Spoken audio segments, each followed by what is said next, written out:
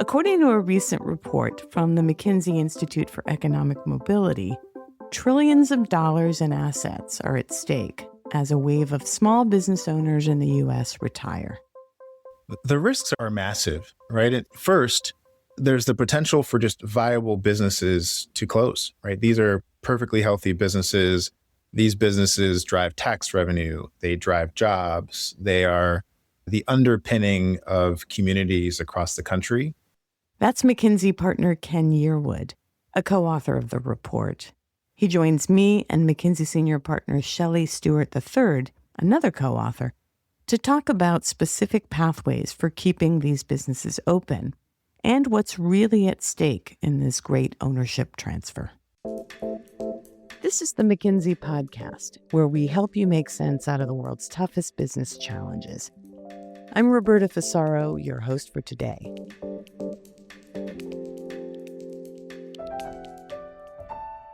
First up, here's Shelley to set the context. So we're here today to talk about something that we're calling the Great Ownership Transfer. Can you describe what exactly this Great Ownership Transfer is, and why is this moment so different from past waves of business succession? Absolutely. Over the next decade, we expect that 6 million small businesses are expected to transition ownership as baby boomers retire. And we estimate that around 1 million of those businesses are viable candidates for sale, and that represents up to around 5 trillion in potential business value. And so just to give a bit of perspective, 52% of small and medium businesses are owned by individuals who are within 10 years of retirement. And that's versus 35% in 2005. And so this is a real wave of opportunity coming. So thinking about that wave, there's the implications for individual business owners. Are there larger implications for the communities and the economy at large, where they live? Yeah, absolutely. If you take a step back, small and medium-sized businesses employ more than 60 million Americans. That's nearly half of the U.S. workforce. And if you then slice by type of place, these small and medium enterprises are really important economic engines everywhere, but disproportionately in rural America, for example. They represent a larger share of the local economy. When we think about ownership transitions, there are the buyers, there are the sellers. What are some of the biggest barriers to the successful transition from buyer to sellers? Financing, planning, or something else? So if you look at the U.S. economy and the engine that we've built over a couple of centuries to help foster entrepreneurship, it's quite robust, right? It's a really inspiring story. That being said, we do not yet have the infrastructure required for this transition, which is actually quite different than initial business formation. And so, look, it really comes down to a few things. One is identifying a set of potential entrepreneurs, right? And really ensuring that you're drawing from a broad and robust pool of potential buyers. Also, financing, right? These owners who are going to transition should be and expect to be compensated for their business. Yeah. And if you think about kind of the size and scale of these businesses, they are too small for traditional private equity or private markets in general. And so you're thinking now in the territory of banking products and things like that, which often presents a challenge for budding entrepreneurs, because when you're working in the context of a bank, you often need personal guarantees or need to have a certain wealth base at the start or asset base to draw from. And many instances that those conditions just do not exist. Yeah. And I know we'll talk more with Ken about that. I wanted to pick at something that you just said about sort of facilitating this for the broadest possible group of potential buyers. How does this current system for buying and selling small businesses disadvantage certain communities or types of buyers? I know that's a focus of the report as well. Yeah, it's a great question. And my frame is maybe slightly different. It's not that the process today disadvantages explicitly. But it goes back to the point I was making around what is required for a buyer to actually take over one of these businesses, and you need capital.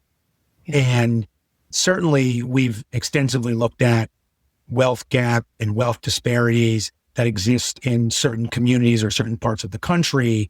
And if you need a starting personal balance sheet to put up as collateral, so to speak, to make this purchase, well, those communities often don't have that financial resilience. And so it just naturally it's set up in a way that certain communities or certain geographies just don't have the financial wherewithal, even though they may have all of the capacity in the world, the entrepreneurial drive and interest.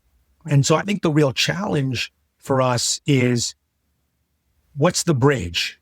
Right? How do we acknowledge and recognize that people may not be able to put up personal guarantees, but they've got a demonstrated track record of success in some other professional endeavor? And how do we then use that as a bridge to ensure that more of these businesses transition successfully? Again, it goes back to one of the core points of this piece, which I've been very focused on, is for the market to work, most effectively and efficiently, we need a broad pool of competitive buyers. And so we have to rethink some of the traditional constraints in a way that services the whole economy. When you're talking with clients, potential clients, what are the first 1, 2, 3 steps that you would advise them to take, thinking about what they can do now to prepare for this transition? It depends on certainly the client and the sector, but one part of our client base, if you will, are higher education institutions. And one angle is, as you're thinking about training the next generation of leaders, whether they be in business schools or otherwise, I think this idea of fostering and preparing people to be entrepreneurs. And one thing that I would be talking about is there's a whole bunch of businesses coming up for sale, and we'd love to come have you join McKinsey, but there's also a whole bunch of opportunity out there that we actually need people to take advantage of to help our broader economy. If I think about financial services institutions who operate in these markets, whether they be large global banks or CDFIs or MDIs, so other community lending institutions, how are you all thinking about, particularly within your geographic remit, developing unique financing tools, leveraging your understanding of your local markets and what the demand is to underwrite some of these businesses? And so there's a big piece of it around that. I think for private capital players, who I also spend time with, most of these businesses are probably at the smaller end of the range. I mean, there are some that play in kind of the lower middle market, but I do think there is a potential play, a creative play for some private capital firms, whether they be private credit firms or otherwise, to come up with some interesting products that would help facilitate this. If everything goes right, if we can make ownership transfer smoother or more accessible, you mentioned a little bit of the economic opportunity.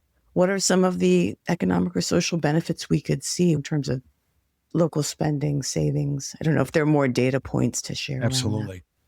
Look, I think this is a really critical moment in the broader context of what's happening with the economy.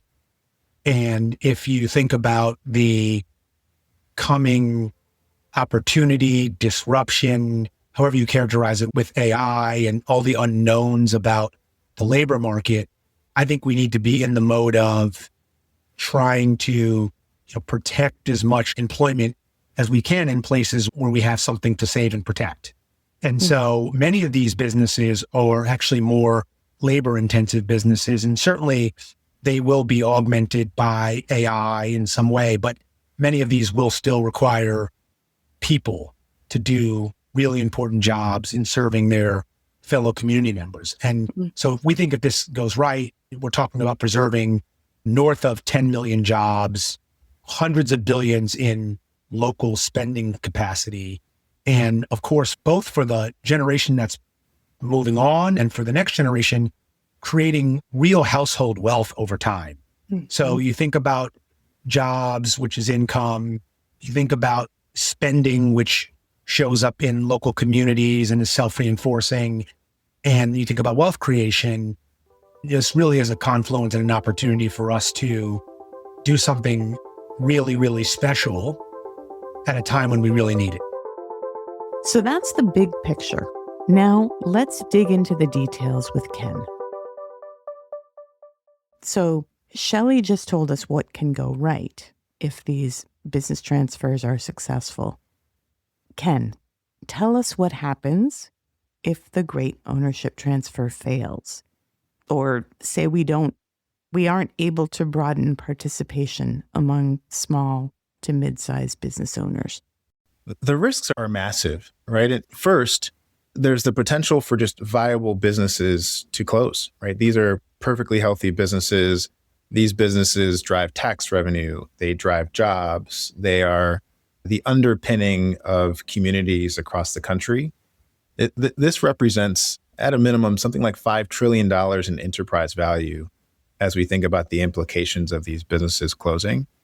You get this sort of widening of economic inequality between different groups in our society, which has further implications on communities, on governments, on tax revenue, and so on and so forth. And so from an economic mobility vantage point, we want to see more participation. And quite frankly, we will have to at the scale of businesses that are going to be up for transition in the years ahead. We know that if you look at the current ownership demographic, something like 70% of the owners today are white and 60% of them are male. And so the disparities amongst different communities in our country and in our society would only be exacerbated if that level of concentration continues to uphold. And then it represents missed opportunities to expand ownership for underrepresented groups, which hinders economic mobility, it hinders wealth creation. And under current trends, only about a quarter of enterprise value from the great ownership transfer would go to women, Black people, and Latino people combined, right? And so as we think about the implications of the great ownership transfer on economic mobility, there's a massive opportunity for us to shrink the gap in the decades ahead. Small to mid-sized businesses, they're not a monolith, right? They run the gamut across multiple industries, locations. But from your research, what are the maybe 2 or 3 most practical first steps that a small or mid-sized business should take now to prepare for this ownership transition? I think a couple of things came up consistently that are worth mentioning. I think the first is for owners out there, start succession planning early, right? Mm-hmm. When I say early, I mean years in advance, right? What does your exit look like? Do you have kids that are interested in becoming part of the business or in taking over the business? If not, how are you laying the groundwork now to ensure that the business can be transferred successfully in a way that's beneficial to the owner and their families, but also sets up the next owner to be successful, because no owner or founder especially wants to see their business flounder once it's transitioned.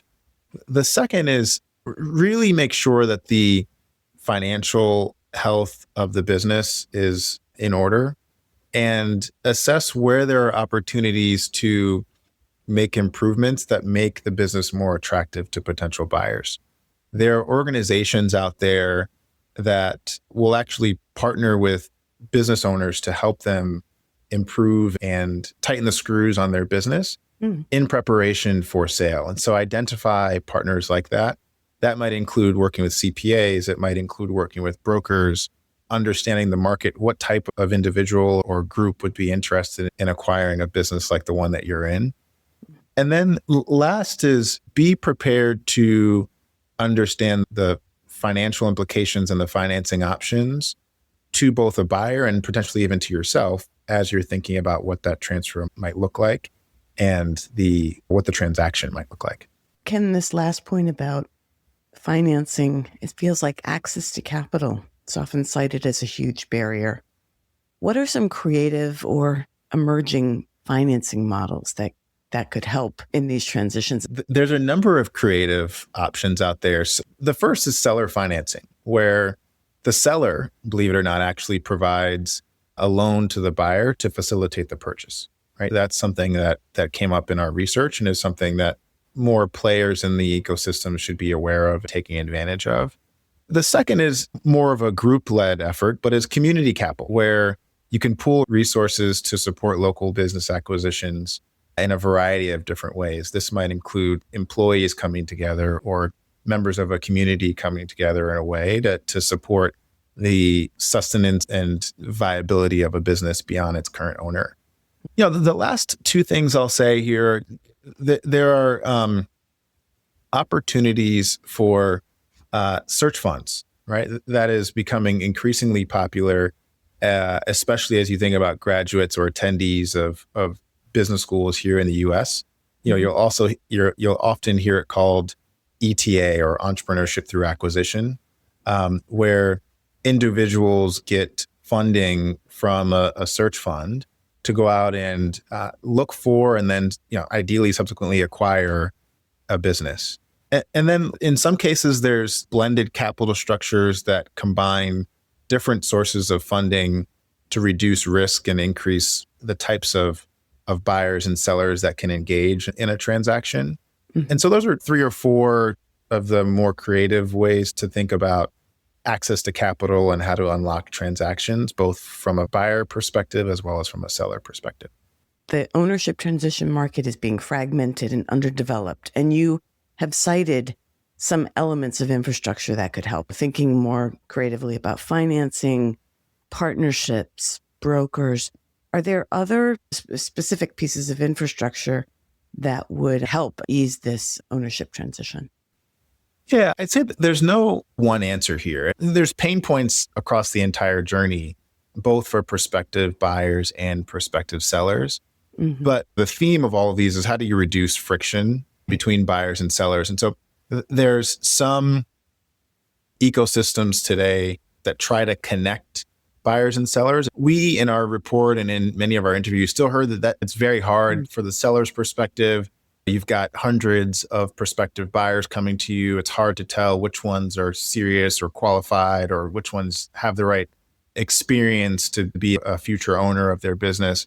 For prospective buyers, you're reviewing hundreds of businesses to find the right one. It's a little bit of a needle in a haystack challenge. But I think one thing to reduce friction is, how do we really invest in networks and marketplaces that connect buyers to sellers and increase the visibility of these transactions that generally happen in sort of quiet spaces? The second is, as we looked at who on the financing side is participating in what size deals, you think about private equity, they're often participating in deal size is 25 million and up, right? Mm-hmm.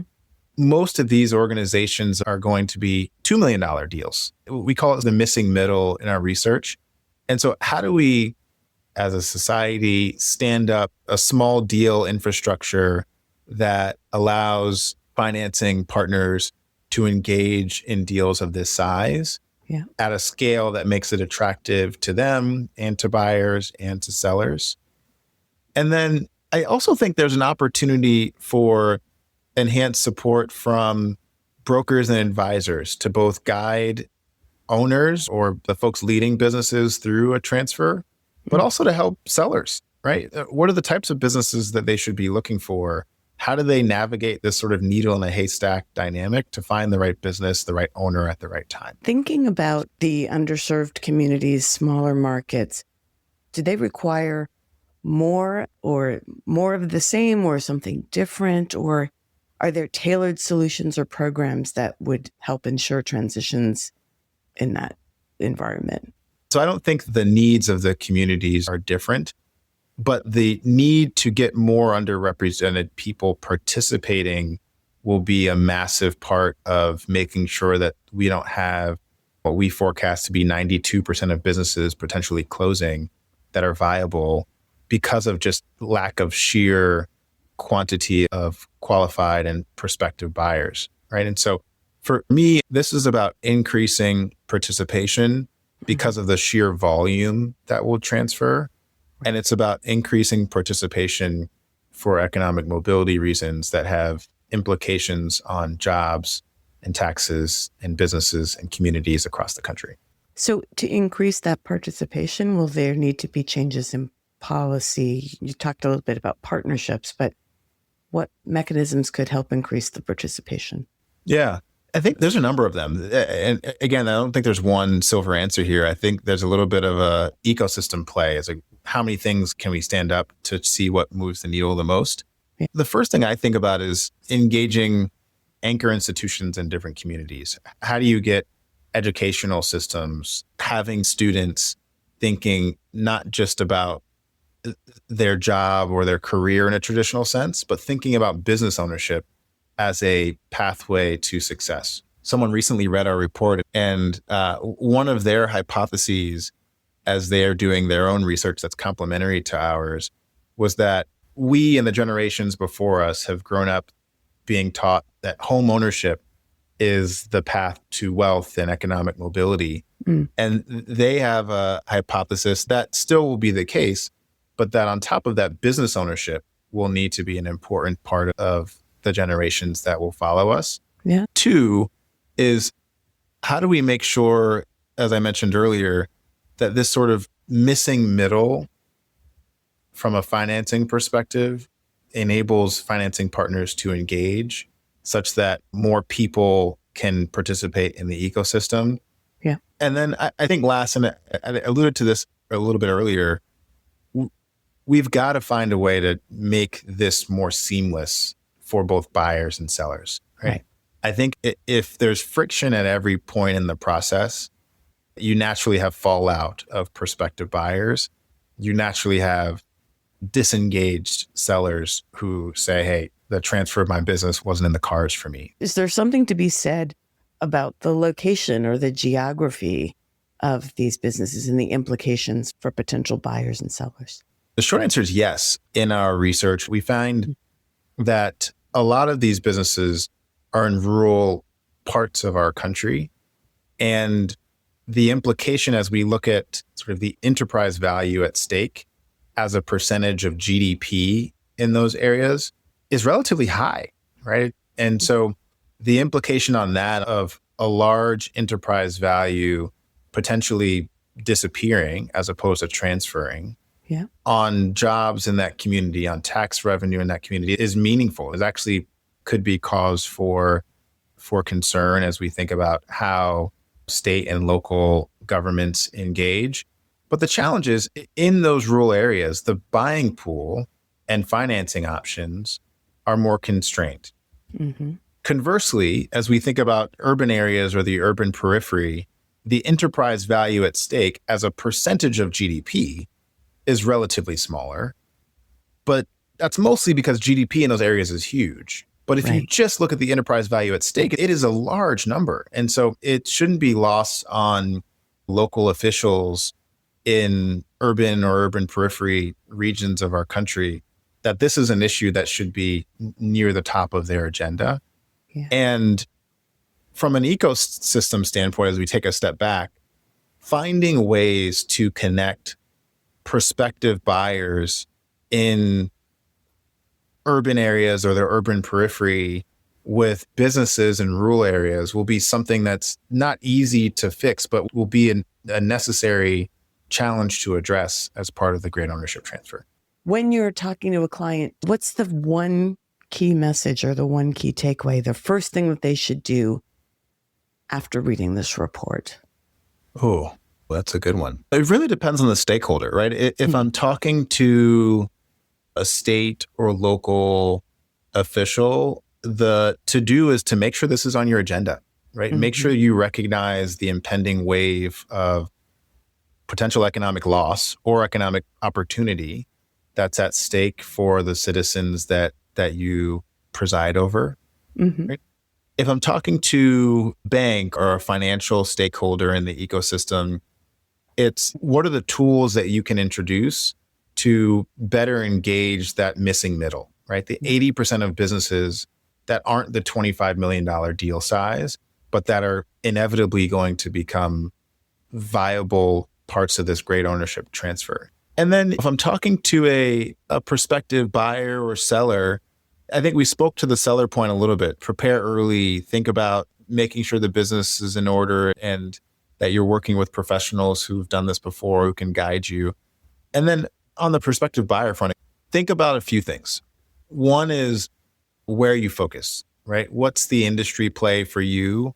What's the geographic play for you, especially given the point I made around rural versus sort of urban or urban periphery? Right. And how does your set of life experiences best set you up for success in acquiring any business, but in particular thinking about a specific subset of businesses that you might be best suited to both acquire and run? Ken, Shelley, thanks so much for joining the podcast today. Awesome. This has been fun. Roberta, thank you. Thanks so much for listening to the McKinsey podcast. I'm Lucia Rahili. And I'm Roberta Fusaro. Find us on McKinsey.com. We'll have a transcript of this episode up shortly. And download the McKinsey Insights app, where you can find this podcast and other helpful content updated daily. If you enjoyed the show, we'd love for you to leave a rating and a review. We'll see you next time.